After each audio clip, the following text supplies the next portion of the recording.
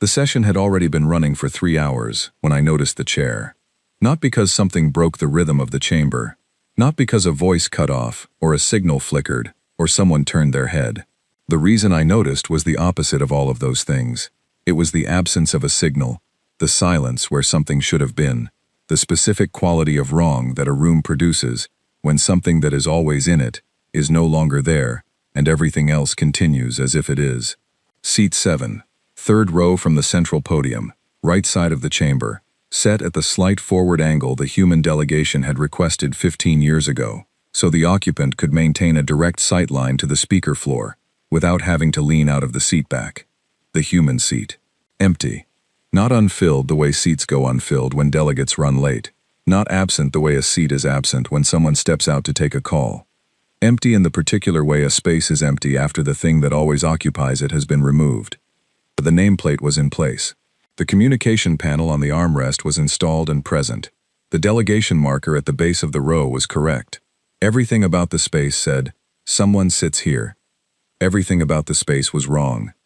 I am Velkara, Senior Archivist of the Galactic Council.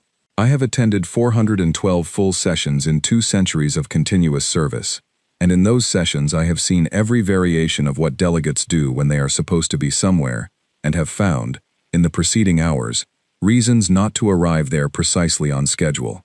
I have seen the representative of a major trading collective deliver a formal statement while still consuming something that affected the respiratory comfort of every species within 3 rows, and show no awareness that this required acknowledgement.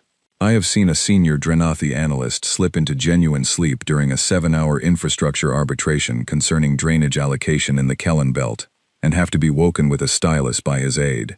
And I filed the corrected session transcript without comment, because an archivist does not comment on what happens, only record it correctly.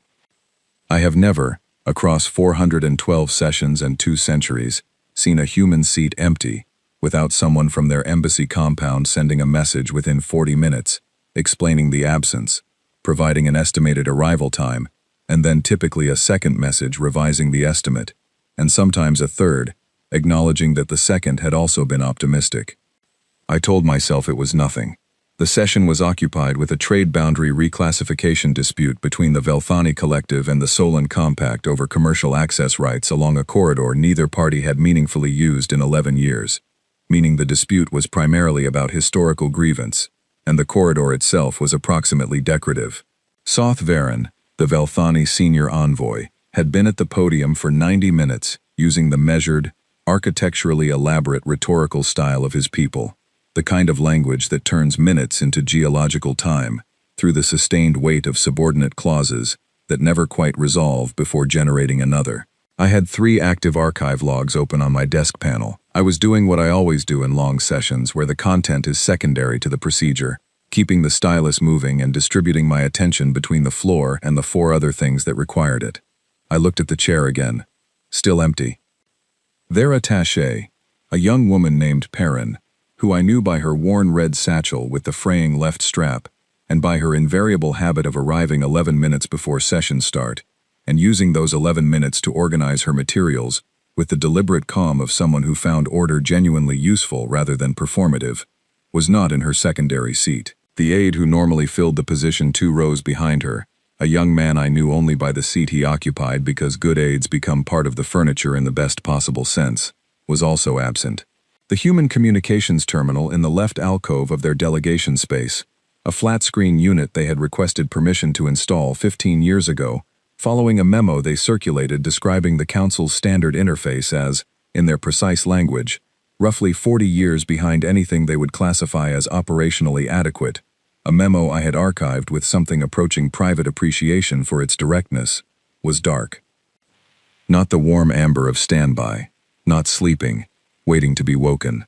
Dark, the kind of dark that comes after a deliberate decision about a power switch.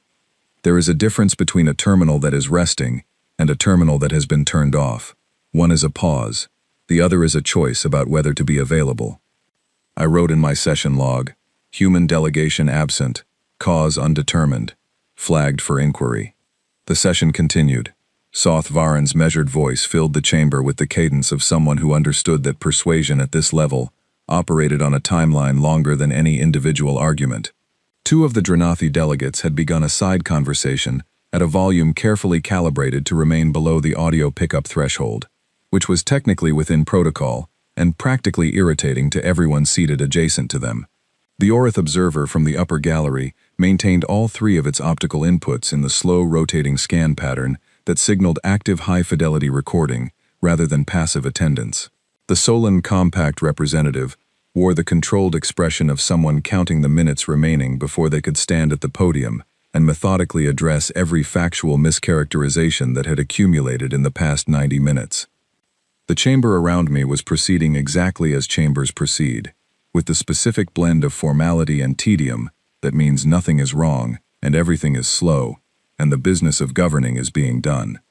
Seat 7 sat in the middle of all of it, like a word omitted from a sentence. Not any word. The kind of word whose absence changes what the sentence means. The session closed at the 14th hour. I filed the standard archive record. I tagged the absence for welfare inquiry follow-up and cross-referenced the protocol governing unannounced delegation absences. Then I walked back to my quarters on the residential ring, sat at my desk, and sent a standard welfare check ping to the Human Embassy compound on Station Meridian 9. The ping went through clean. Carrier confirmed. Signal received by the relay. Delivered, in the technical sense that the transmission reached its destination address successfully, not in the sense that anyone on the other side of the address was there to receive it as a message rather than a signal. No answer. I assumed equipment failure on their end. Sent a second ping with a standard priority flag, a third, a fourth with an elevated priority designation that would, under normal circumstances, route the message directly to whatever duty officer was on shift regardless of concurrent tasks. All four delivered cleanly by relay. None answered. No maintenance auto-notification. No delay response.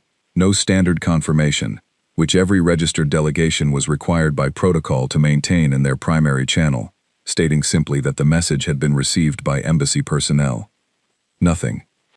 I went to bed and lay in the dark of my quarters and thought about the terminal. Humans are structured around communication in a way that is, viewed from the professional distance of someone who has spent 2 centuries cataloging them without direct daily involvement, genuinely remarkable as a species-level trait. They are unreliable with deadlines in a manner that reflects genuine prioritization of the immediate over the scheduled, rather than indifference to scheduling itself. They fill shared spaces with conversation and motion, and the occasional physical collision that happens when a species built for rapid acceleration moves at a speed that does not always account for what is in the immediate path. They produce olfactory situations with their food. They are loud in corridors. They ask the question that was not on the agenda. They follow up before the initial message has been addressed. But they are never silent. Every species that passes through the council chamber long enough develops a signature, something the other species come to know about them, not from reading files, but from being in the same room when they are being themselves. The Velthani's signature is patience deployed as a form of structural pressure. The Dranathi's is documentation used as a kind of comprehensive armor. The Orith's is a reserve that most other species experience as coldness, and that is actually the most efficient possible management of a very finite attention. The human signature is communication that does not stop because the formal session has moved to the next item. They argue in the back channels while the floor vote is being logged. They send messages at hours that make no sense in any other species' time system. A Dranathi cultural observer, in a report filed in my archive 130 years ago, described them as communicatively relentless, in a manner that appears structural rather than volitional, meaning not that they are trying to communicate constantly, but that the possibility of not communicating does not appear to register as an available state. I had not thought about that phrase in decades. I thought about it now, in the dark, with the image of the dark terminal sitting in the middle of my thoughts like a fact that had not yet found anywhere comfortable to settle. I wrote in my private log, "Humans are unreliable but never silent. They always have something to say. Always." I looked at that sentence for a while. Then I thought about what it meant when the thing that was always true was no longer true. On day 2, I sent a formal inquiry message and a direct request to the duty communications officer at the embassy. Both delivered. Neither answered. On day 3, I filed 2 formal welfare inquiry notices with the Council Communications Registry, which placed the matter in the official record, at a level that required some form of response within the standard administrative interval. I received 2 back-channel notes from other archivists in the building, both asking quietly whether I had any information. I had none. The channels were quiet after that, which told me everyone else also had none. The part that stayed with me was this: nobody said anything in session. I understood why, technically.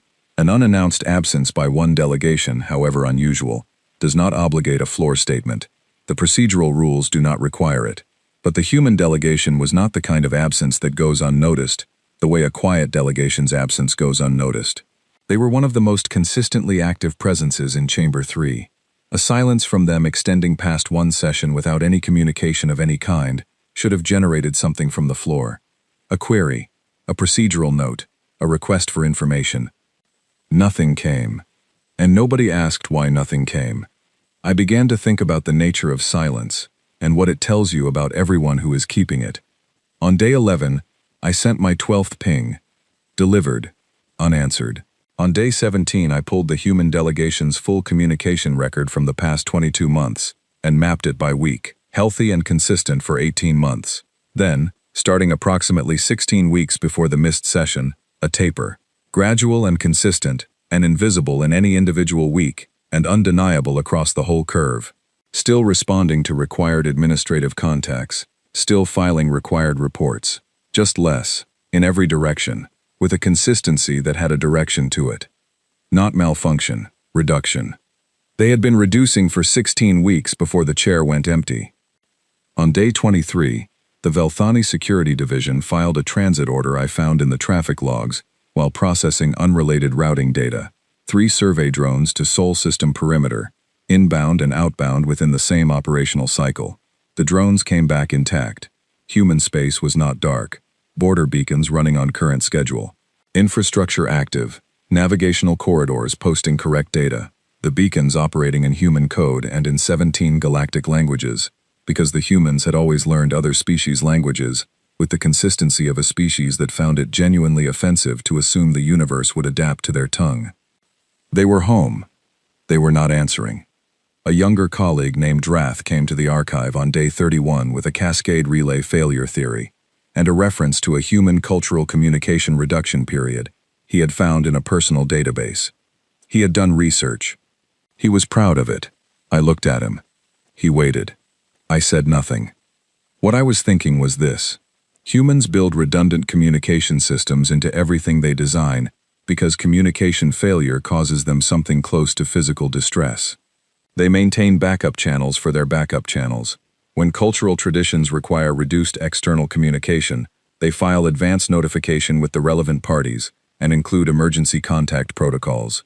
No such notification had been filed with the Council Communications Registry at any point in the preceding 6 months. He left mildly dissatisfied.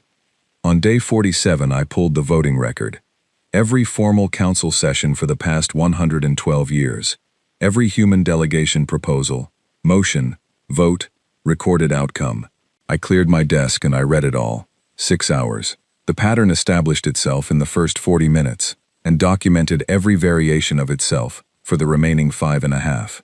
Human proposals were not rejected. They were redirected, received warmly at the podium, thanked for their contribution to collective understanding, referred to the relevant subcommittee for further review, and reviewed at whatever pace made the proposal procedurally obsolete before a decision was formally required. Not killed. Placed somewhere that looked like progress, until enough time passed that the question was no longer current. In session 309, a delegate named Owen Barry, compact and precise, with the bearing of someone who had learned several languages before most species reach professional age and found the experience permanently useful, submitted a security coordination proposal for the Keth Trade Corridor. Piracy losses had increased 400% over 18 months. His proposal documented the losses in thorough detail, outlined a resource-sharing framework between 5 species with specific operational timelines, and included a 70-page appendix of traffic and incident data, the kind of proposal that has answered the objections before they are raised, received warmly, referred to the security subcommittee. The subcommittee met twice and then underwent restructuring. The proposal disappeared between the old committee's dissolution and the new one's formation, never formally rejected, simply no longer anywhere. 3 months later, A human private contractor fleet began quietly running the Keth corridor. No formal agreement, no council authorization, no record of acknowledgement from anybody. They showed up. The corridor was safe. Nobody asked why.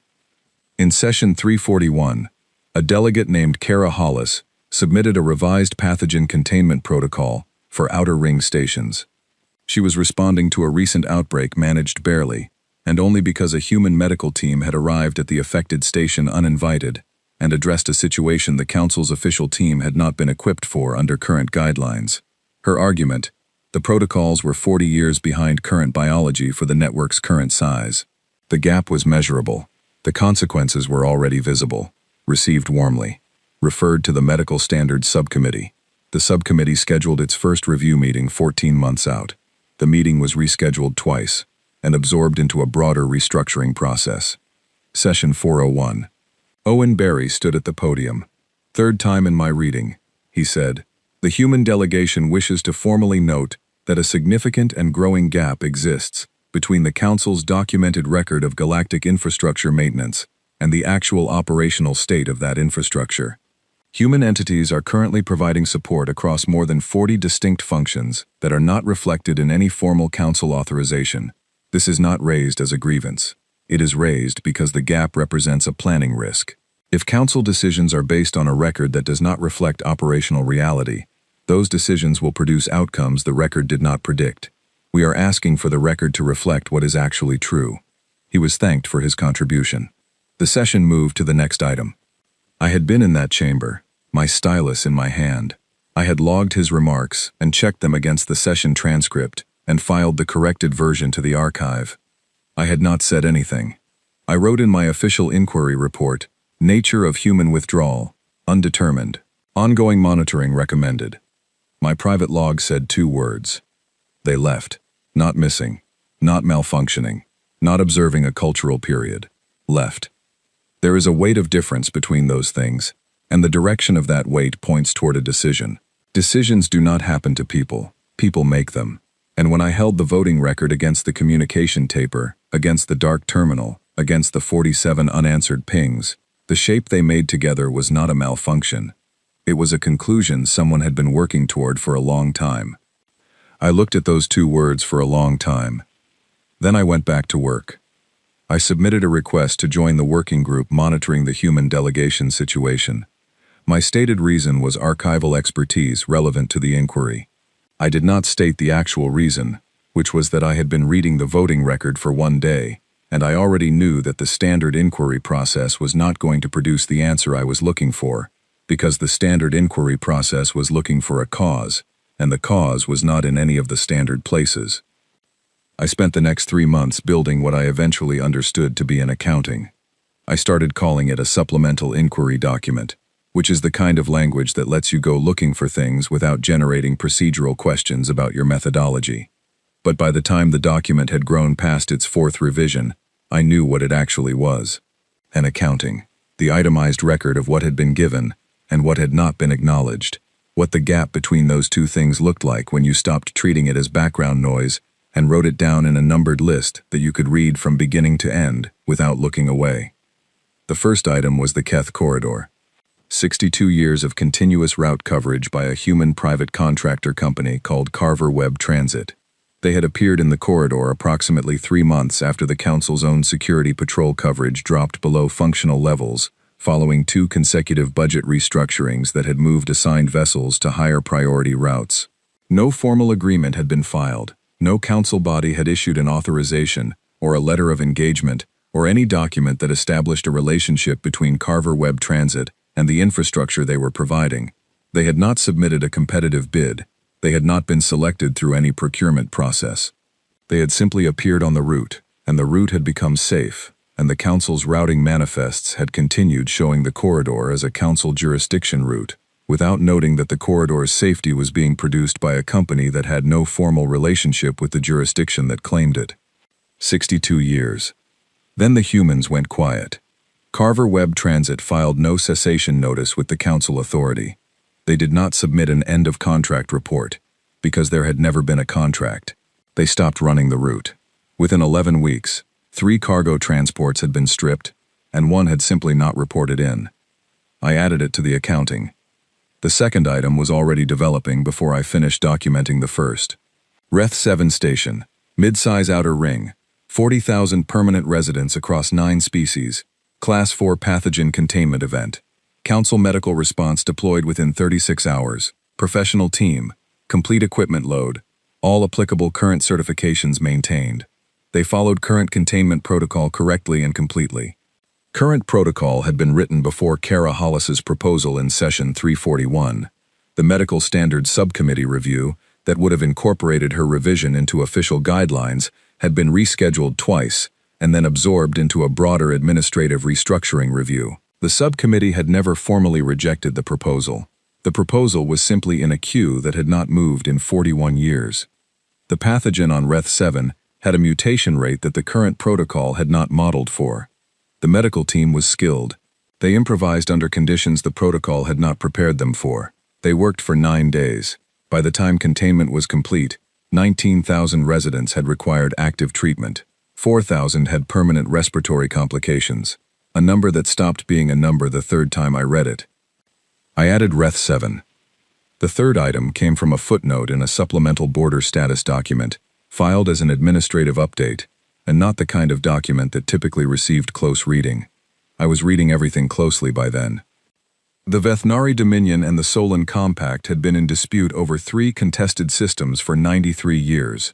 Not war, never war in that period, but a sustained grinding standoff that had twice approached open conflict and then retreated. The Council's formal mediation process had been deployed twice. Both times, the dispute had been tabled for further deliberation. The footnote said, in one sentence, that back-channel negotiations had been conducted continuously through a private mediation firm for 44 years. I traced the firm's registration code. Human, registered out of Port Anchor Station. Current status, inactive. As of 8 months ago. I sat with this for a long time. Not council mediation. Not any formal process. Not anything in the official record of the dispute. A private human mediation firm working back channels for 44 years. Doing an informal, unacknowledged practice, what the council's formal process had deployed twice and not accomplished. Keeping the temperature between 2 heavily armed dominions below the point at which conflict became more appealing than patience. 44 years of that work, none of it in any official archive, none of it attributed to anyone in any document that the council would have reviewed. Inactive. The Vethnari Dominion had mobilized 2 fleet groups 3 months ago. The Solon Compact had moved defensive assets to contested system boundaries 2 months ago. The council's formal mediation process had completed its preliminary briefing documents. I added it. The fourth item was a water filtration facility in the outer Drenathi cluster. The facility had been operating on a maintenance protocol designed by a human technical working group 31 years ago. The biannual core recalibration procedure built into the protocol required guidance that had, for 31 years, been provided quietly by human technical contractors under an informal arrangement with the facility's operators. The arrangement had never been formalized with the council's infrastructure registry. The facility's current maintenance staff had not been informed that the protocol had a component that required external expertise to execute correctly. Carver Web Transit did not run the Keth corridor anymore. The human technical contractors had not visited the facility in 8 months. The biannual recalibration was 6 weeks overdue. I added it. The fifth item was a translation database. 14 council communication systems depended on it for cross-species signal interpretation, across 47 language pairs, and 11 specialized technical vocabularies. The database had been maintained continuously for 22 years by a human linguistics team, working under an informal arrangement with the Council's Communication Infrastructure Division, an arrangement that had never been converted to a formal service contract. The database had not been updated in 8 months. In the past 2 months, 3 interpretation errors had been logged. Minor ones. Correctable. The kind of errors that would remain minor until the network reached a scale where they were not. I added it. I kept working. The accounting grew. By the time I reached item 30, the pattern had stopped being a pattern in the sense of something you notice and had become something more like a grammar. The underlying structure of a language you did not know you were reading until you had read enough of it to recognize it. The structure was this: a gap in council coverage, produced either by budget decisions or administrative delay, or the simple institutional tendency to defer what was not urgent, followed by a human entity, governmental or private or informal, sometimes a firm registered out of a station whose name I had never heard before I started looking, filling the gap without announcement, without formal authorization, without any document that established the relationship between the gap and the filling of it, and then the human entity becoming inactive, and the gap becoming visible. Item 31 was a trade route negotiation framework that had produced the language appearing in 3 separate bilateral agreements between non-human species. The agreements attributed their negotiated terms to the parties themselves. The language had been drafted by a human working group operating for 11 years without attribution in any of the documents they produced language for. The working group was now inactive. The bilateral agreements it had produced the language for continued to function on the terms it had created. Nobody reviewing those agreements knew that the terms had an author. Item 32 was a medical supply routing arrangement for 6 outer ring stations that had been running for 20 years through a human logistics coordinator who had built it informally out of a series of favor trades with local freight operators. The arrangement had never been filed with the Council Infrastructure Registry. The logistics coordinator had retired 7 months ago. Nobody had known the arrangement existed until it stopped functioning. I stopped at item 40. Not because I had run out of items, because item 40 was the last formal human proposal submitted to the council before the silence started, and reading it broke through the professional distance I had been maintaining, the way a thin thing breaks when enough weight is finally put on it. The proposal was a comprehensive joint information sharing framework, cross-species medical databases, unified containment protocols, coordinated resource response systems, integrated communication standards across the existing network, hundreds of pages of careful work, the kind of work that takes years to compile, not weeks or months, the kind of document you produce when you are not trying to persuade anyone of anything, because you have moved past the point where persuasion is the goal, the kind of document you write when you are trying to leave behind something that could fill the space you are about to make, if anyone chooses to use it. Submitted 6 weeks before the silence started. Filed correctly with the relevant subcommittee, no review date scheduled, no assignment to a reviewer, simply in the queue, in the same queue where proposals went to age past their usefulness, while the world they were designed to address moved forward without them. I looked at that document for a long time.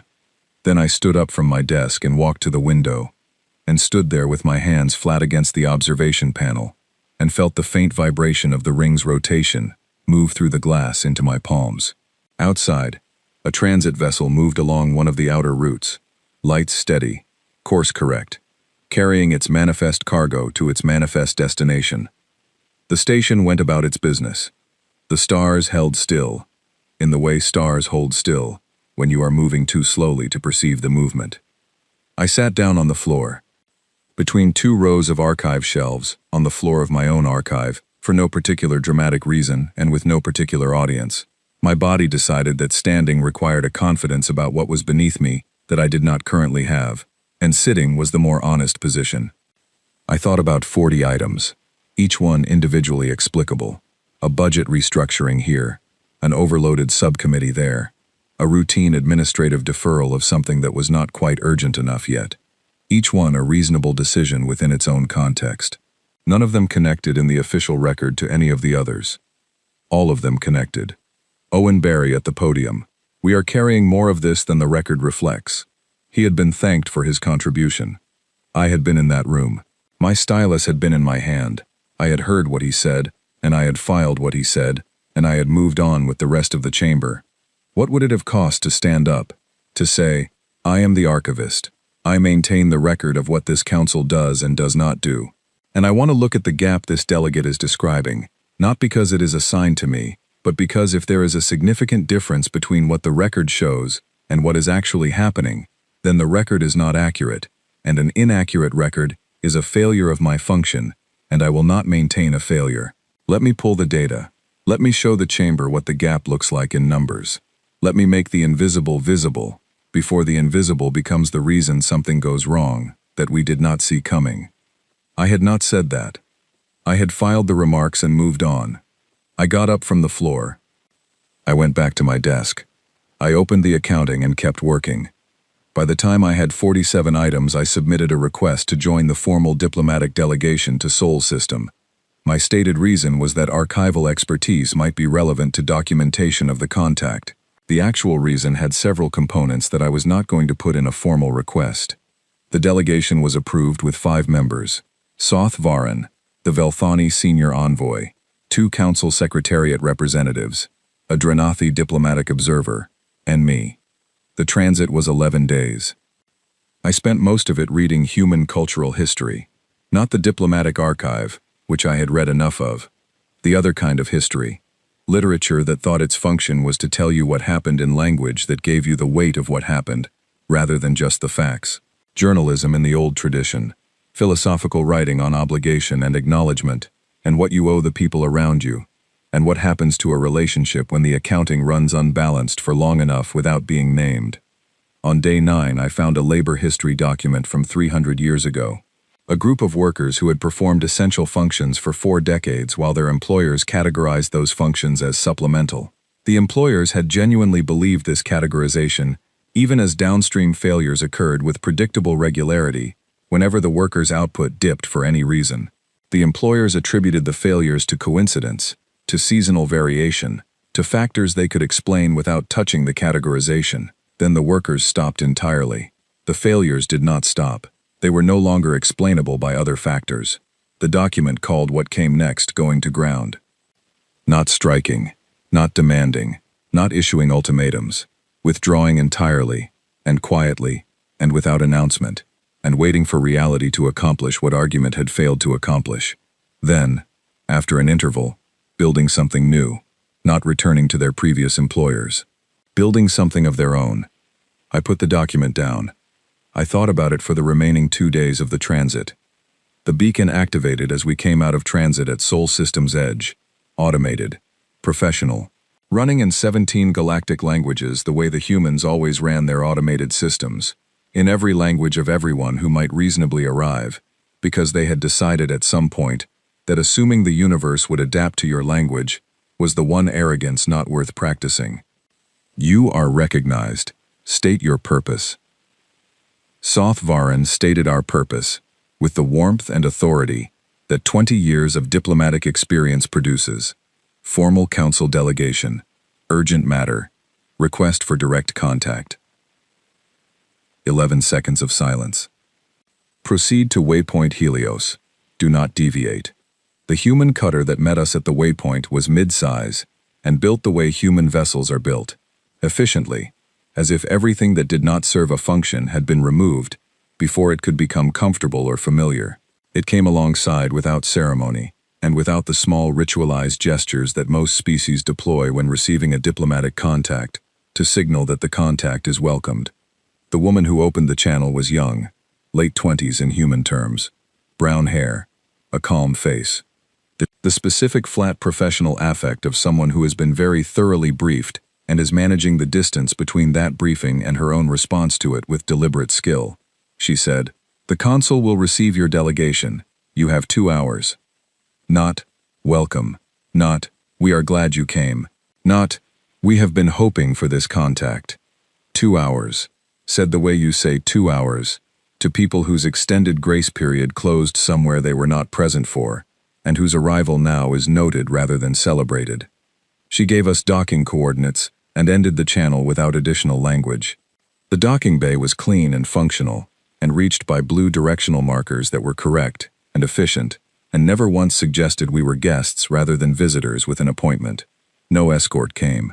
A directional panel at the entrance told us to follow the blue markers to Reception Hall 4. The corridors were maintained at the standard that human facilities maintained, which was very high, and were empty of the small social signals, the decorative objects, the visual welcoming cues that most species deploy in spaces designated to receive diplomatic contacts.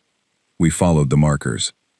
Reception Hall 4 was a neutral room in the specific way that neutrality is itself a position. Not cold. The humans understood that cold communicates something, and they were not making that statement. Not warm either. A table of appropriate dimensions for 6 occupants. Chairs scaled for the species we were. A carafe of water with 6 glasses. A document display.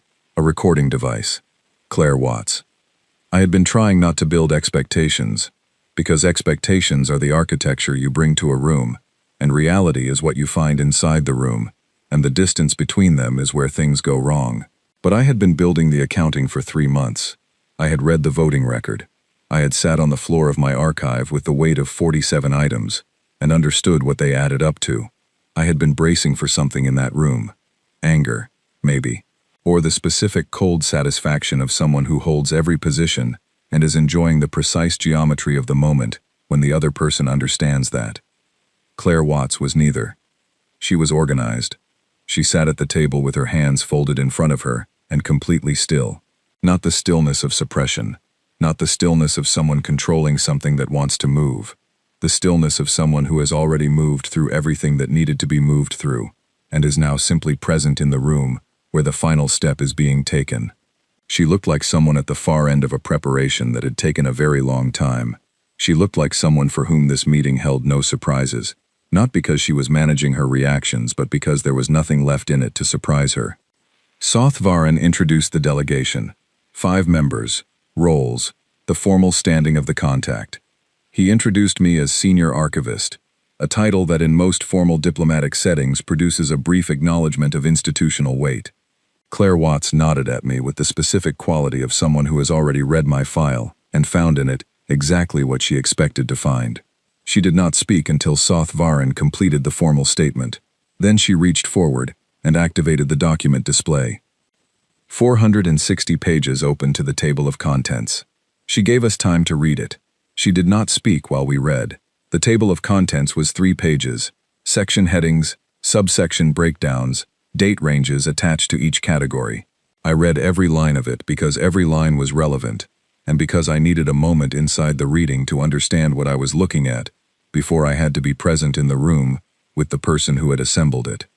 It was the accounting, not mine.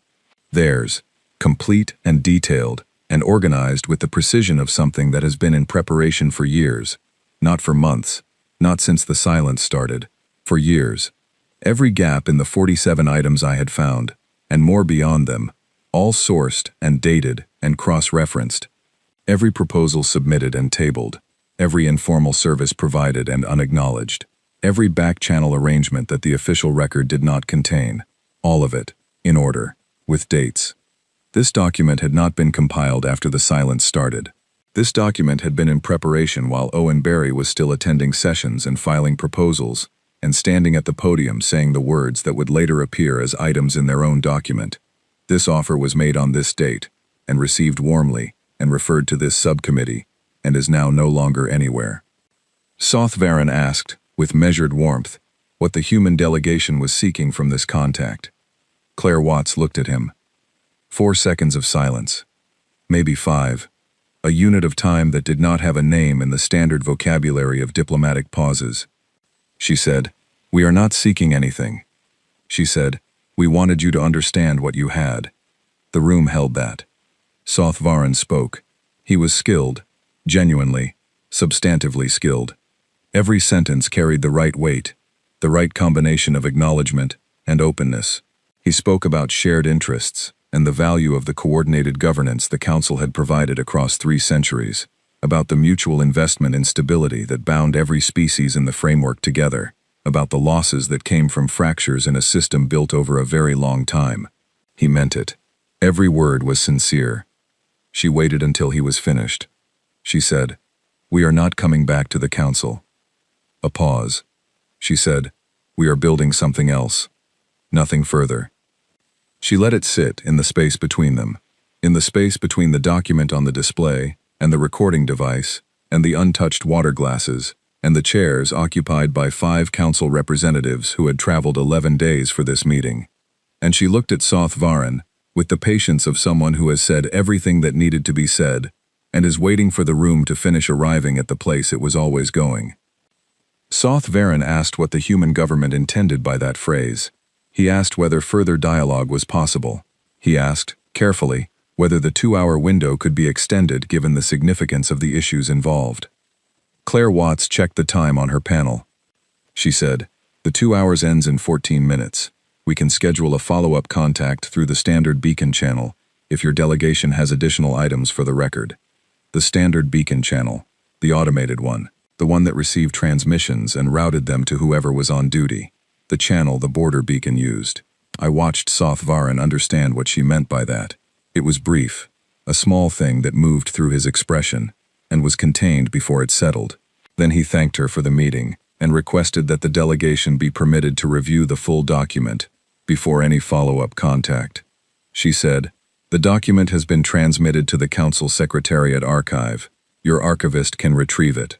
She looked at me when she said that. I looked back at her. We understood each other with the clarity of two people who have been reading the same document from different sides of the same table for a long time, and have both arrived at the same place in it. The meeting ended at 13 minutes and 40 seconds. She stood when we stood, shook Sothvaran's hand with a firmness that was neither hostile nor warm, simply present. The woman with the brown hair appeared at the door and walked us back through the blue marker corridors to the docking bay with the same efficient neutrality she had shown on arrival. On the return transit, Sothvaran organized a working session on day 3 and asked for assessments. The Secretariat representatives were thorough and balanced. The Dranathi observer gave careful structural analysis. Sothvaran offered 3 interpretations, his preferred being that this was a sophisticated negotiating posture that could be engaged with through the right combination of acknowledgement and incentive. He asked me. I said, "They are not bluffing." He asked how I reached that. I said, "The document. The table of contents alone took years to compile. That level of organization, that sourcing depth, that date range, you build that after the decision, not while you are considering it. They knew how this meeting would end before we arrived. It was a notification, not a negotiation." He said, "With respect, all parties prepare documentation for significant diplomatic contacts." I said, "Not documentation of what they have already stopped doing. You write that document after the decision is made, not before. The document is not a negotiating tool. The document is a record. It is meant to show, after the fact, what was offered and when, and what happened to the offer. It is for the archive." He said, "I appreciate the perspective." The session moved on. I went back to my bunk and lay in the dark and thought about Claire Watts's hands on the table, completely still, not controlled. At rest, the way hands are at rest when everything that needed to be done is done, and what remains is only one more conversation. I thought about what building something else meant if you were human, and you had spent 300 years in a council that received your proposals warmly and sent them to subcommittees and moved on. You would not go back to the table where the pattern was established. You would build a different table, with the species who had also been in the back of the room, also thanked, also moved past, with the gaps filled by design, with the lessons of the accounting built into the foundation of whatever came next. And you would build it before you left, so that when you walked out of the room it was already standing. I thought about that for the remaining days of the transit, and did not change my assessment. We docked at Station Meridian 9 on a Tuesday. I filed the preliminary contact report, retrieved the 460 pages from the Secretariat Archive, spent 2 days reading from the first page to the last, not because I was missing anything, but because I needed to hold the full weight of it before what happened next. What happened next was a Thursday. New registry codes in the commercial routing network. Not announced, not declared, no notification to the council of any kind. New route designations with species identifiers I recognized from Chamber 3.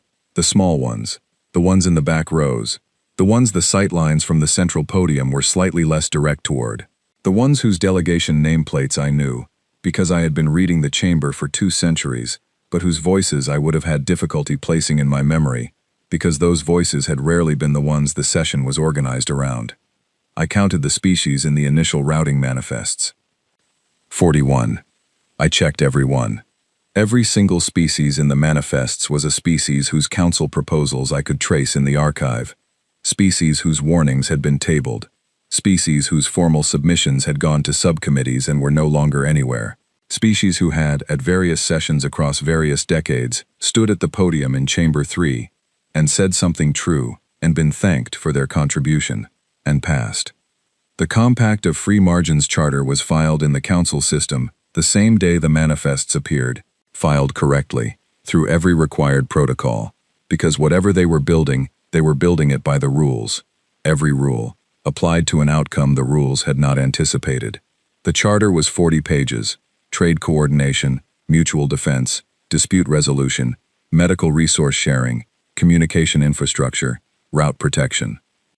Every gap in the accounting, every single one, named specifically, addressed in detail, with implementation timelines and contingency provisions, and the specific careful language of something written by people who had spent years thinking about exactly what language would hold. This had not been written since the silence started. This had been in preparation while Owen Barry was still filing proposals that were going to subcommittees, while the accounting was building itself, while the quiet taper was in progress, and nobody in the chamber had yet noticed the direction of it. He had known at the podium in session 401 that the proposal would go to subcommittee. He had filed it anyway, because the filing created a record of the offer, because when the document was on the table in Reception Hall 4, the record would show precisely what had been tried and precisely what had happened to it. The offer to formalize, the offer to make the informal visible and plan for it correctly, the offer received warmly and referred for review. The review date never scheduled. I closed the official archive log. The council convened an emergency session the following Friday. Soth Varen's presentation was comprehensive and measured in the way that his presentations always were, which is to say that it was very good and did not change anything about the situation it was describing. He outlined the formation of the Compact of Free Margins, its membership, its stated framework, the implications for council jurisdiction, and galactic coordination. He presented 3 analytical frameworks for understanding what had happened, each one more generous to the council's position than the one before it, and he concluded with a set of recommended responses that ranged from formal diplomatic outreach to the exploration of a hybrid governance model that might accommodate both structures. He had done the work. The presentation was thorough and carefully structured, and built on solid procedural precedent. He had done everything that the situation could be said to require of someone in his role. The Velthani Security Division raised formal concerns about destabilization. The Dranathi Observer submitted a formal inquiry, requesting clarification of the Compact's legal standing relative to existing council jurisdiction frameworks. Several senior delegates gave speeches. The speeches were about galactic unity and the precedent set by unilateral departure from the council framework, and the risks that parallel governance structures pose to a stability built across 3 centuries of coordinated effort. They were sincere speeches. Some of them were right, in the way that something can be technically correct about its own framework, while being entirely wrong about that framework's relationship to what exists outside it. The human seat was empty. The nameplate was still mounted. The communication panel on the armrest was still installed. The chair was in its position at the slight forward angle the delegation had requested 15 years ago to maintain a direct sightline to the speaker floor. Nobody at the podium mentioned it. The council moved to response measures on Saturday. A formal censure of the Compact of Free Margins was drafted and brought to vote. The Velthani proposed a trade restriction mechanism. The Dranathi submitted language for a formal declaration that the Compact's governance claims were not recognized under existing council agreements. These processes moved, I noted, considerably faster than most council processes moved, which told me something specific about the relationship between urgency and the direction in which it flows. The council was very good at responding to things that were visible and formal. It had been considerably less good at responding to things that were quiet and structural. The Compact of Free Margins did not respond to the censure, did not respond to the trade restriction proposal, did not issue a counter-statement, a request for reconsideration, a position paper, or any of the formal responses that a body in the council's framework would normally issue when faced with a formal declaration of non-recognition. On Sunday morning, one message arrived through the standard communication channel, plain text, no header, no formatting, no ceremonial language of any kind. 11 words in Galactic Standard, filed and received and time-stamped and delivered. The offer to negotiate was extended 300 years ago. It expired. The channel went quiet after that and stayed quiet. I read those 11 words more times than I would have expected to read 11 words. I read them until they stopped being words in the sense of units of language and became instead something with the specific gravity of a statement that was always going to be made and has now been made and the air is permanently different on the other side of it. Then I closed the official archive log. I had maintained that log without interruption for 200 years. Every session, every motion, every vote, every statement from the floor, every formal document submitted to the record, every amendment and procedural note and administrative update. The record was complete. The record had always been complete. Every session of the Galactic Council in my term of service was documented accurately, fully, and accessibly. The record was not the same thing as what the record was about. I opened a blank document. This is what I wrote, starting from the beginning, for the record, that no one had asked me to keep, and that I needed to exist, regardless of whether anyone ever read it. I wrote about the chair, and what it meant when the thing that was always in it was no longer there, about the dark terminal, and the distinction between a terminal that is resting and a terminal that has been turned off, about the 47 days of unanswered pings, each one delivered correctly and received by the relay and answered by nothing on the other side, about the communication record and the taper that started 16 weeks before the session and had a direction to it that only became visible when you mapped the whole curve. I wrote about the voting record and the 6 hours of reading and the pattern that established itself in the first 40 minutes and documented its variations for the rest. I wrote about Owen Barry, who I had seen at the podium in session 309 and again in session 371 and again in session 401, and what it meant that a person returned for a second and then a third term after watching what happened to the work they brought to the first. I wrote about the specific quality of patience required to do that, the kind of patience that is not optimism and is not stubbornness and is something else, a decision to remain present in a system you know is not going to change until the moment you choose to leave it, because remaining and documenting is its own kind of preparation for what comes after. I wrote about Kara Hollis and her proposal in session 341 and the Medical Standards Subcommittee and the 41 years and RETH 7 and the 4,000 permanent respiratory complications that were the distance between a tabled review and an implemented protocol. I wrote about the accounting and its 47 items.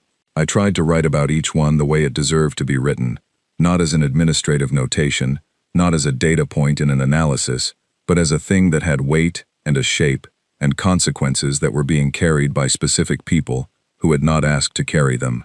The 19,000 residents of RETH 7 who had required active treatment, the passengers on the stripped cargo transports in the Keth corridor, the 40,000 residents of the two dominions that had been 11 months from open conflict when the port anchor mediation firm kept them from crossing that line, and who were now 3 months into a mobilization that the Council's formal process had not yet fully briefed itself on. I wrote about item 40, the proposal submitted 6 weeks before the silence, hundreds of pages of careful work written by people who already knew how the story ended, and were trying to leave behind something that could fill the space if anyone chose to use it. The unscheduled review date, the queue that had not moved in 41 years. I wrote about the transit to Seoul system and the labor history document on day 9, and the word the document used for what the workers did before they built something new.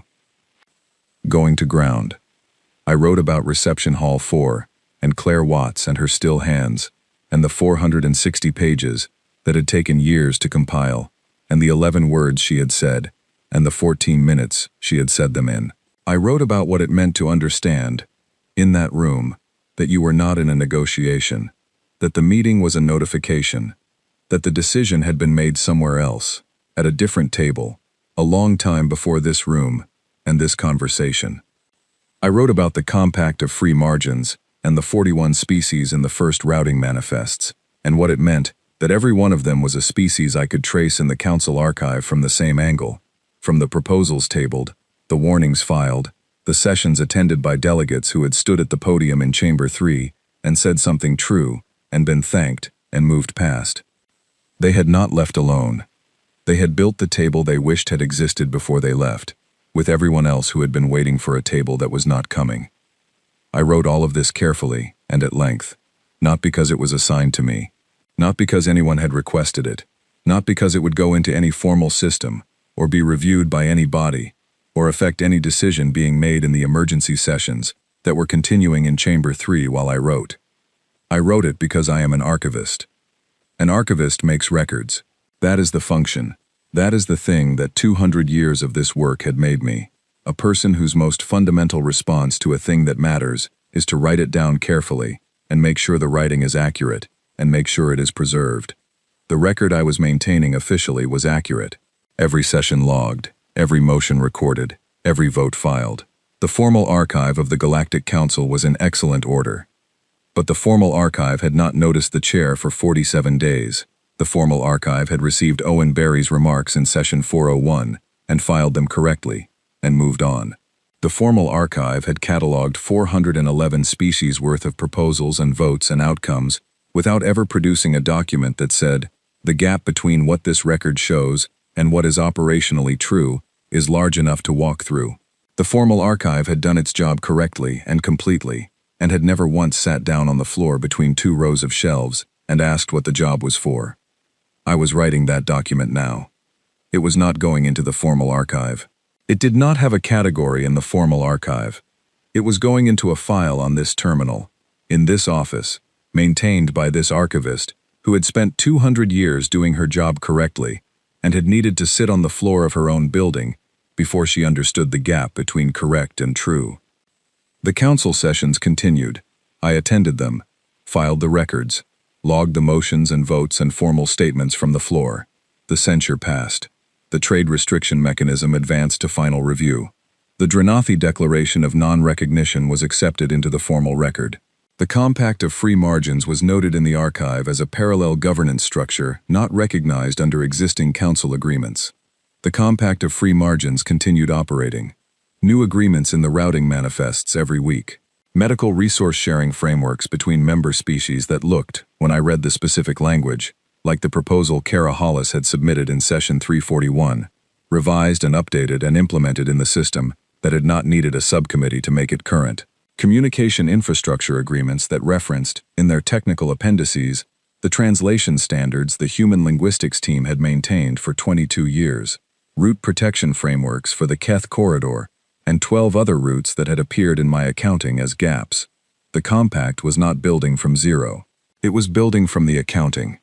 It was building from the specific, itemized knowledge of what had been needed and not provided, what had been offered and not accepted, what had been maintained informally for decades and finally stopped being maintained, and what needed to exist now that the informal maintenance was over. They had known what to build because they had spent 300 years identifying exactly what was missing. In Chamber 3, the sessions continued. I filed the records. The records were accurate. The calendar moved forward. The business of governing 411 species continued in the framework that had governed them for 3 centuries. Outside the framework, 41 species were building something new, and the 11 words were in the archive, time-stamped and accessible, and they would remain in the archive as long as the archive existed. The offer to negotiate was extended 300 years ago. It expired. I had put them in the record. My job was to put things in the record correctly. I had done it. What it meant was something the record could not hold. That was what I was writing in the other document. I finished writing on a Thursday night. The station's lights had cycled down to their late hours setting, the dim, warm register that meant the operational day was over, and the building was running on its night cycle staff. The archive was quiet in the specific way archives go quiet when the people who work in them have gone home, and the only sound left is the faint ambient hum of the storage systems and the distant vibration of the station's rotation coming through the floor. I had been writing for 3 days. Not continuously.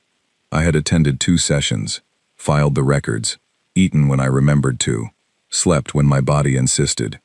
But in the hours around those things, I had been writing. I had written more words in 3 days than I typically wrote in a formal session year. Not because formal archive work is sparse, but because formal archive work uses the minimum language required to be accurate. The document I was writing for myself used more language than that. It was trying to do something different than accuracy alone. It was trying to hold the weight of what had happened, in addition to the record of what had happened, which are 2 different projects.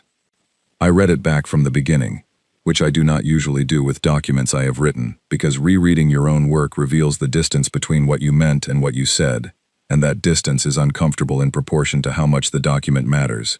This one mattered more than anything I had written in 200 years. I changed 3 words, removed one sentence that was trying too hard to explain something that did not need to be explained, left everything else. Then I wrote the last part. This is what I wrote. I wrote, the accounting is 47 items. Each item is individually explicable. Each item has a budget decision, or an administrative delay, or an overloaded subcommittee, or a routine deferral as its immediate cause. Each item is a reasonable decision within its own context, made by people working within a system doing what systems do, which is preserve their current configuration while processing the things that enter them. None of the items are individual. They are all the same thing. A gap forms. A human entity fills it. The filling is not acknowledged. No contract is written. No formal relationship is established. The gap and the filling of it are not the same thing in the official record. The official record shows the gap. The official record does not show the filling, and the distance between those two versions of the same space is where 3 centuries of unacknowledged debt accumulated. And then the humans stopped filling the gaps, and the gaps showed what they had always been. I wrote, we mistook silence for consent. They did not complain loudly or constantly. They submitted proposals and attended sessions, and stood at the podium and said what was true in clear and specific language, and then, when the language was not sufficient, they kept working anyway. We heard the continued working, and we understood it as agreement, as satisfaction with the current arrangement, as confirmation that the arrangement was sustainable. It was not agreement. It was patience with a limit we did not know about because we had never asked what the limit was. I wrote, we mistook patience for permanence. The humans showed up for 300 years. 300 years is a very long time, long enough to build the assumption that it would continue into the future by the force of having continued in the past, which is not how patience works, and is not how decisions work, but is very much how institutions work. Institutions tend to mistake the thing that has always been true for the thing that will always be true. The distinction between those two things is what the distinction between history and prediction is supposed to capture, and we had let the distinction blur, and the blurring had cost us the ability to see what we were depending on, until the depending had nothing to rest on anymore. I wrote, we mistook the ones who never made us beg for the ones who never needed to be asked. The humans never made the council beg. They never issued ultimatums or threatened withdrawal, or used their informal structural role as leverage in formal negotiations. They ran the Keth corridor for 62 years, and they kept the Vethnari and the Solon Compact from crossing a line for 44 years, and they maintained the translation database for 22 years, and they sent Owen Barry to the podium to say, we are carrying more of this than the record reflects, and the absence of an ultimatum in that statement was something we experienced as absence of urgency. It was not absence of urgency. It was the specific generosity of people who have decided not to use what they are owed as a weapon.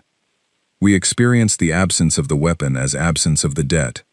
The debt was there the whole time. I wrote, the humans were not the foundation of the galaxy.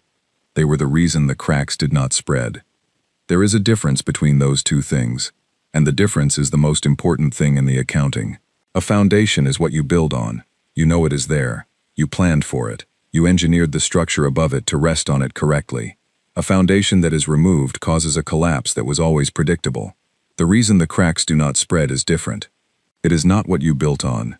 It is what you did not know was there, holding the places where the building was less sound than the plans assumed. It is invisible by the nature of its function. If you can see it working, it means something has already gone wrong.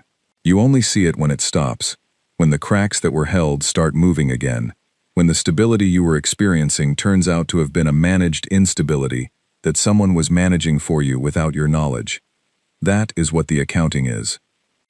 It is not a list of things the humans did. It is a list of places where the stability was managed and the management was invisible, and then it stopped. The Keth corridor is crack spreading. Reth 7 is crack spreading. The Vethnari mobilization is crack spreading. The translation database errors are crack spreading. Item by item, across 47 items, the accounting is a document about what the stability was made of and where it has started to fail now that the making of it has stopped. The Council is responding to the Compact of Free Margins as if the Compact is the problem. The censure and the trade restriction mechanism and the declaration of non-recognition are all aimed at a parallel governance structure that developed outside the Council framework. The Compact is not the problem. The compact is what the humans built out of the accounting. It is the thing that fills the gaps by design, rather than by informal goodwill. It is the structure that names what it does, and authorizes what it does, and requires formal acknowledgement of what it does. It is the governance framework that 41 species will have in common in 50 years, and in 100, and in 200, and whether the Galactic Council is still processing the censure documents it filed this week will depend on a great many things I cannot predict. But I do not think whether the compact has standing under existing council agreements will be among the relevant factors. I wrote, I know the difference between the foundation and the reason the cracks do not spread now. I wrote, I knew it 47 days into an empty chair. I knew it when I read the voting record and found the pattern that the pattern had been there for 112 years to establish. I knew it when I mapped the communication taper and saw 16 weeks of someone gradually reducing their presence in a system they had already decided to leave. I knew it when I built the accounting and watched 47 gaps open in the places where informal filling had stopped. I knew it when I sat in Reception Hall 4 and watched Claire Watts fold her hands on the table and understood that the still quality of those hands was the still quality of someone who had already moved through everything that needed to be moved through. I knew it, and I had known it. And what I had done with the knowing was continue to file the records correctly, and attend the sessions, and keep my stylus moving, and maintain the professional distance that the role required. And the role required it. And the professional distance is not wrong. And the record is accurate, and accurate and true are not the same thing. I said nothing. In session 401, and in all the sessions that preceded it, and in the 47-day silence while the chair sat empty, and in all the days of the accounting, I attended, and I filed, and I maintained the record, and I was in the room when Owen Barry said, "We are carrying more of this than the record reflects." I was in the room, and I had my stylus in my hand, and I said nothing. I could have. Not in the way of intervening in the session, not in the way of standing up and making a statement from the archive station, but after, in the corridor. I could have found Owen Barry in the corridor after session 401 and said, "What you said today, I want to look at it. I want to pull the data and see the gap. I want to know if the record is accurate, or if the record is only correct. I want the archive to reflect operational reality, rather than institutional assumption. That is my function, and I would like to perform it." I had not done that. That is also in the record. I am putting it there myself. I am putting it there because an archivist's function is to make the record accurate, and the record is not accurate if the record does not contain the archivist's own failures of attention. The record of what the council did not see is not complete without the record of what I did not see, looking at the same thing from 10 feet away for 200 years. I saved the file. Outside the archive window, the station's outer ring continued its slow rotation in the dark. A transit vessel moved along one of the outer routes, lights running steady in the standard configuration, course nominal, carrying its manifest cargo to its listed destination. The galaxy was visible beyond the station's structural elements. Not stars exactly, at this proximity, more like the context stars provide, the scale that makes the station feel correctly small. I thought about the 41 species in the first routing manifests. I thought about what they would build over the next decade, and the decade after that. The medical infrastructure, and the route protection, and the communication standards, and the diplomatic frameworks, all named and contracted and formally acknowledged, all built by people who had spent years in the back of Chamber 3 being thanked and moved past, and who had finally found a room where the chair was for them, and the agenda was theirs, and the proposals went somewhere other than a queue that did not move. I thought about the Keth corridor, and whether Carver Webb Transit's records were in the Compact's data exchange, whether the 62 years of route data they had produced had ended up in the framework that was now building formal route protection for the same corridor, whether the work had survived the withdrawal in a form the next structure could use. I hoped it had. I thought about what I had not known about hope until the accounting showed me its inverse. In Chamber 3, the session was still running. I could check the feed from my terminal if I wanted to. I did not. I knew what was on the agenda, and I knew how each item would proceed, and I would attend tomorrow, and file the record, and maintain the archive that held the council's history, because that was my role, and I was good at my role, and I would continue to be good at my role. The record would be accurate. The record being accurate was not nothing. The record being accurate was the thing that made the document I had just written possible. The document that used the accurate record to show what the accurate record had missed, which required the accurate record to exist. You cannot show the gap between the record and the truth without a record to show the gap in. The record is the ground the truth stands on, even when the truth is that the record is not enough. I had spent 200 years building the ground. I knew what the ground was for now. The compact of free margins was operating. The accounting was filed, in the only place it was going to be filed, in a document on a terminal, in an archive on Station Meridian 9. The 11 words were in the official record, time-stamped and preserved. The Galactic Council was meeting. The human seat was empty. The nameplate was still there. It was going to stay that way. By the 12 tides. I think some part of me always knew it would. Some part of me knew it in the space between the dark terminal and the first unanswered ping. Some part of me knew it in the voting record and in the specific quality of Owen Barry's voice in session 401 saying, "We are carrying more of this than the record reflects," in the tone of someone who has already measured the weight and knows where the weight is going. I knew it. I said nothing. That is in the record now. The record is complete. The record being complete is not the same thing as the record being sufficient. I know the difference. That is also in the record. That is the last thing I am filing.